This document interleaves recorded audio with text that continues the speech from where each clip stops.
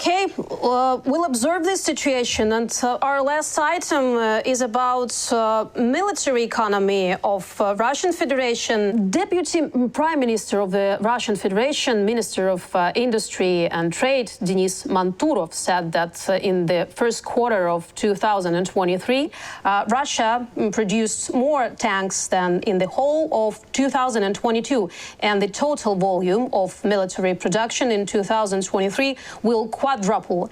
At the end of April, Russian Prime Minister Mikhail Mishustin stated that delays in the delivery of all necessary equipment to the Russian armed forces are unacceptable. He said that troops continued to be supplied with all necessary weapons and equipment, and the issues of medical and social support for the participants in the special military operation were being addressed.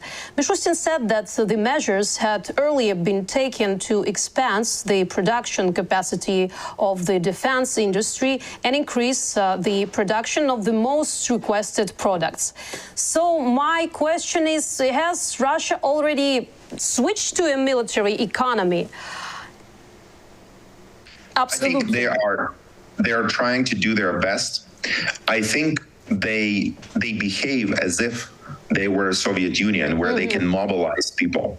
But they also understand that if they truly mobilize people and they put everybody, working for the military, then the cost will become unbearable. And I think they're afraid of doing it.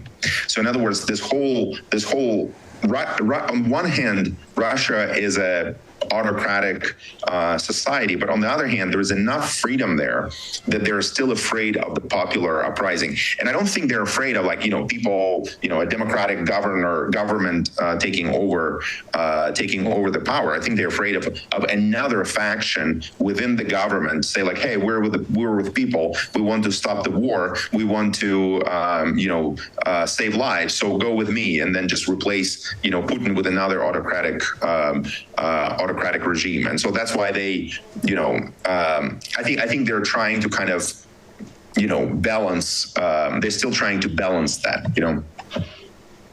So back to the military economy, that's why I think that they have limits to what they can do. So in other words, they have existing plans. They will try to run them as much as they can. They'll probably run them 24 hours if they can. But first, they will start breaking. They'll need more equipment. They'll need more supplies. They're cutting some deals, I'm sure, with China and India or Iran, whoever can get them, or whatever countries that are helping them circumvent or help produce some of the components.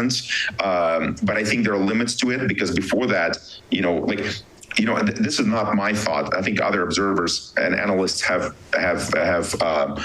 noticed that. I mean, Russia is a corrupt country with a small group of people who are trying to exploit the rest of the economy and collect ridiculous profits, to enrich themselves. That hasn't changed. The war didn't change it.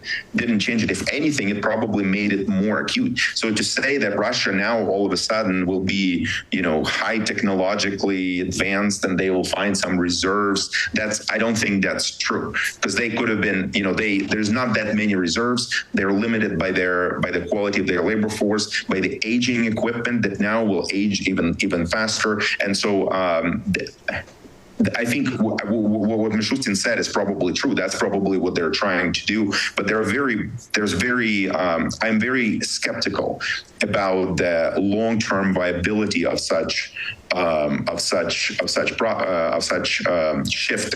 And also go back to the broken window. I mean, the money to pay people has to come from somewhere, and that money has to come from the budget. There's no private citizens in Russia who decide to buy a tank, so that money comes from budget. And where is it going to come from? Taxing more,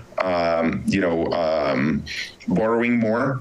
Both of those things making, they will lead to an increase in the budget deficit. And even though budget deficit in the short run, it can be covered by all these little remedies. The thing with the budget deficit is that it it amplifies the problems in the financial sector, and it also reduces the set of available solutions. Because once you have a budget deficit, and if you want to avoid inflation, there's really not that many options. You have to be selling out your reserve. You have to be borrowing money from whoever will borrow you, which in Russia's case internally, and those are not good choices. Those are very costly choices that will create budget pressure and inflationary pressure in the long term. So them putting more money to produce tanks and equipment and military equipment is. I understand that, like Mishustin tried to make it sound like it's a good thing. It's not a good thing. They're basically saying we took resources from a bunch of other parts of the economy. We employed them here to be producing things that will be destroyed very soon. Yeah.